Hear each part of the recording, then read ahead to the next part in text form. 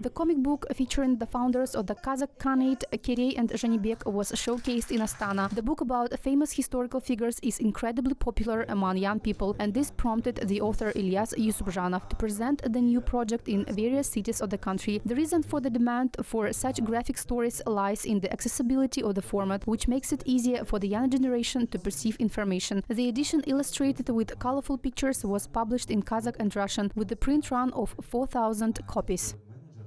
Firstly, the project is aimed at increasing knowledge about Kazakhstan's history among young people. I know this from my own experience, as I have studied it myself. Secondly, it aims to develop and support new professionals, such as illustrators and designers, who say they are supported abroad. Another aspect is, of course, supporting modern literature, children's literature, and creating domestic products. These are the main principles of our project.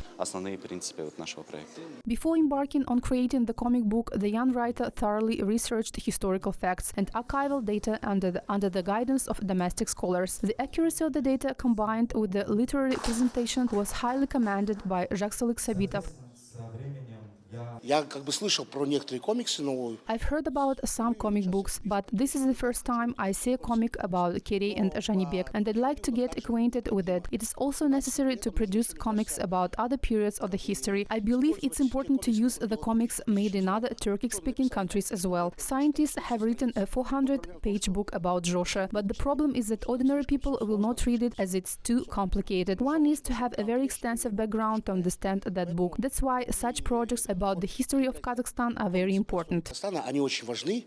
In the near future, Ilyas Yussupzhanov plans to create works about Burundu Khan and Qasim Khan, as well as about other Kazakh rulers. The storylines will be intense, with valiant battles, heroic deeds, and the defense of spiritual values, the author notes.